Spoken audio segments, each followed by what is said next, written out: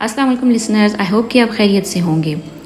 آج کل ہم اپنے بچوں کو ماڈرن ایجوکیشن دے رہے ہیں۔ ہم انہیں سائنس پڑھاتے ہیں، میتھ پڑھاتے ہیں، ٹیکنالوجی سکھاتے ہیں، آرٹیفیشل انٹیلیجنس کے بارے میں بتاتے ہیں تاکہ وہ مستقبل کے لیے تیار ہو سکیں۔ لیکن ایک سوال، کیا ہم اپنے بچوں کو اپنی ہسٹری بھی سکھا رہے ہیں؟ کیونکہ ہسٹری صرف ڈیٹس یاد کرنے کا نام نہیں، ہسٹری ہمیں پیشنس سکھاتی ہے، لیڈرشپ سکھاتی ہے، سیکریفائس سکھاتی ہے، کریج سکھاتی ہے، کنسسٹنسی سکھاتی ہے اور سب سے بڑھ کر حق پر قائم رہنا سکھاتی ہے۔ اگر ہم اپنے بچوں کی کیریکٹر بلڈنگ کرنا چاہتے ہیں تو انہیں اپنی اسلامی تاریخ سے ضرور روشناس کروائیں۔ آج میں بہت آسان انداز میں واقعی کربلا کا پس منظر بتانا چاہتی ہوں۔ رسول اللہ صلی اللہ علیہ وآلہ وسلم کی وفات کے بعد مسلمانوں کی قیادت 4 خلفائے راشدین نے سنبھالی۔ پہلے حضرت ابوبکر صدیق رضی اللہ تعالی عنہ، پھر حضرت عمر فاروق، پھر حضرت عثمان غنی اور پھر حضرت علی۔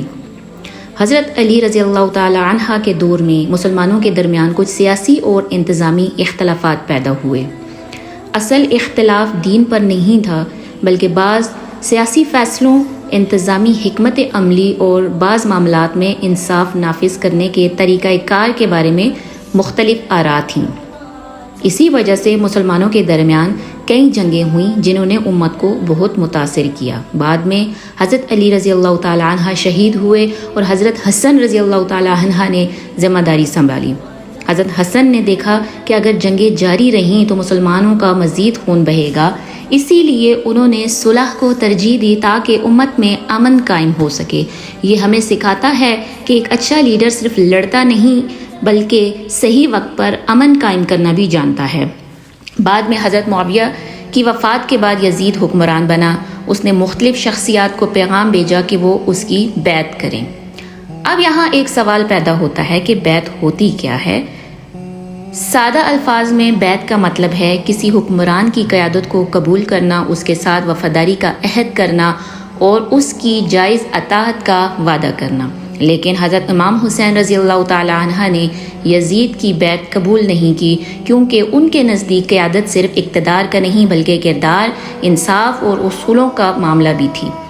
اسی دوران اہل کوفہ نے امام حسین رضی اللہ تعالی عنہ کو سینکڑوں بلکہ ہزاروں خطوط لکھے۔ انہوں نے کہا، آپ تشریف لائیں، ہم آپ کا ساتھ دیں گے، ہم آپ کی قیادت قبول کریں گے۔ امام حسین رضی اللہ تعالی عنہ نے صرف خطوط پر اعتماد نہیں کیا، انہوں نے پہلے اپنے قابل اعتماد نمائندے حضرت مسلم بن عقیل رضی اللہ تعالی عنہ کو بھیجا۔ حضرت مسلم بن عقیل رضی اللہ تعالی عنہ حضرت علی کے بھتیجے اور حضرت امام حسین کے چچا زاد بھائی تھے۔ وہ نہایت بہادر، دیانتدار اور قابل اعتماد شخصیت تھے۔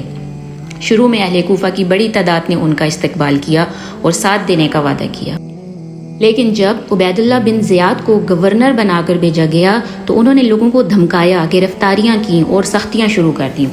خوف کے ماحول میں وہی لوگ جنہوں نے امام حسین رضی اللہ تعالی عنہ کو خطوط لکھے تھے آہستہ آہستہ پیچھے ہٹ گئے۔ حضرت مسلم بن عقیل تنہا رہ گئے، گرفتار ہوئے اور پھر شہید کر دیے گئے۔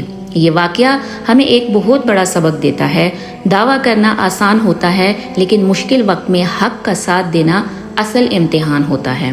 اس دوران امام حسین رضی اللہ تعالیٰ اپنے اہل خانہ اور اپنے وفادار ساتھیوں کے ساتھ سفر پر روانہ ہو چکے تھے۔ راستے میں انہیں حضرت مسلم بن عقیل کی شہادت کی خبر بھی ملی، لیکن انہوں نے اپنے اصولوں سے پیچھے ہٹنا قبول نہ کیا۔ آخرکار ان کا راستہ روک لیا گیا، پانی بند کر دیا گیا۔ شدید گرمی، ننھے بچے، خواتین اور کئی دن کی پیاس، خیموں میں حضرت سکینہ رضی اللہ تعالیٰ عنہ سمیت معصوم بچے پانی مانگ رہے تھے۔ حضرت عباس رضی اللہ تعالیٰ عنہ بچوں کے لیے پانی لانے نکلے۔ انہوں نے بے مثال بہادری دکھائی، لیکن واپس آتے ہوئے شہید کر دیے گئے۔ حضرت علی اصغر جو صرف 6 ماہ کے معصوم بچے تھے، وہ بھی اس المناک سانحے میں شہید ہوئے۔ 10ویں محرم کے دن حضرت امام حسین کے ساتھی ایک ایک کر کے شہید ہوتے گئے۔ تاریخی روایات کے مطابق لشکر کی قیادت عمر بن سعد کر رہا تھا، جبکہ شمر بھی اس لشکر میں شامل تھا، اور امام حسین کی شہادت کے واقعے میں اس کا نام اہم کرداروں میں بیان کیا جاتا ہے۔ امام حسین رضی اللہ تعالیٰ عنہ بھی میدان کربلا میں شہید ہو گئے، لیکن کربلا صرف ایک جنگ نہیں تھی، یہ ایک میسج تھا۔ یہ ہمیں سکھاتی ہے کہ اگر پوری دنیا ایک طرف ہو اور حق دوسری طرف تو حق کا ساتھ نہیں چھوڑنا چاہیے۔